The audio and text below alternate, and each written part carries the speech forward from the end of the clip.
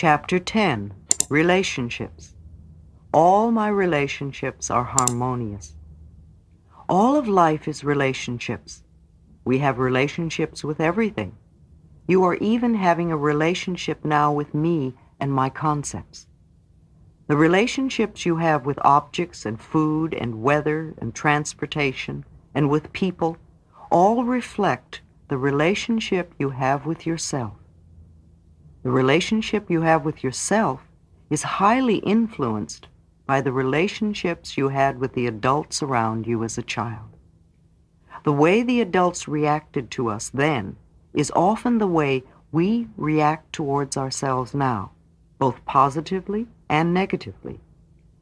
Think for a moment of the words you use when you are scolding yourself. Aren't they the same words your parents used when they were scolding you? What words did they use when they praised you? I'm sure you use the same words to praise yourself. Perhaps they never praised you. So then you have no idea how to praise yourself and probably think you have nothing to praise. I'm not blaming our parents because we're all victims of victims and they couldn't teach you anything they did not know. Sandra Ray, the great rebirther, who has done so much work with relationships, claims that every major relationship we have is a reflection of the relationship we had with one of our parents.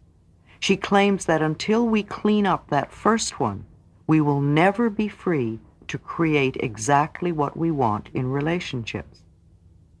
Relationships are mirrors of ourselves. What we attract always mirrors either the qualities we have or beliefs we have about relationships. This is true whether it is a boss, a coworker, an employee, a friend, a lover, or a spouse, or a child. The things you don't like about these people are either what you yourself do, or would like to do, or what you believe. You could not attract them or have them in your life if the way they are didn't somehow complement your life. Exercise, us versus them. Look for a moment at someone in your life who bothers you, and describe 3 things about this person that you don't like, things that you want them to change. Now look deeply inside of you and ask yourself, where am I like that? And when do I do the same things? Close your eyes and give yourself the time to do this. Then ask yourself if you are willing to change. When you remove those patterns, habits, and beliefs from your thinking and behavior, either these people will change or leave your life. If you have a boss who is critical and impossible to please, look within. Either you do that on some level, or you have a belief that bosses are always critical and impossible to please. If you have an employee who won't obey or who doesn't follow through, look to see where you do that and clean it up. Firing someone is too easy. It doesn't clear your pattern. If there is a coworker who won't cooperate and be part of the team, look to see how you could have attracted this. Where are you being non-cooperative? If you have a friend that is undependable and lets you down, turn within. Where in your life are you undependable, and when do you let others down? Is that your belief? If you have a lover who is cold and seems unloving, look to see if there is a belief within you that came from watching your parents in your childhood that says love is cold and undemonstrative. If you have a spouse who is nagging and non-supportive, again look to your childhood beliefs. Did you have a parent who was nagging and non-supportive? Are you that way? If you have a child who has habits that irritate you, I will guarantee that they are your habits. Children learn only by imitating the adults around them. Clear it within you, and you'll find that they change automatically. This is the only way to change others. Change ourselves first. Change your patterns, and you will find they are different too. Blame is useless. Blaming only gives away our power. Keep your power. Without power, we cannot make changes. Attracting love. Love comes when we least expect it, when we're not looking for it. Hunting for love never brings the right partner. It only creates longing and unhappiness. Love is never outside ourselves. Love is within us. Don't insist that love come immediately. Perhaps you're not ready for it, or you're not developed enough to attract the love you really want. Don't settle for anybody just to have someone. Set your standards. What kind of love do you want to attract? List the qualities you really want in the relationship.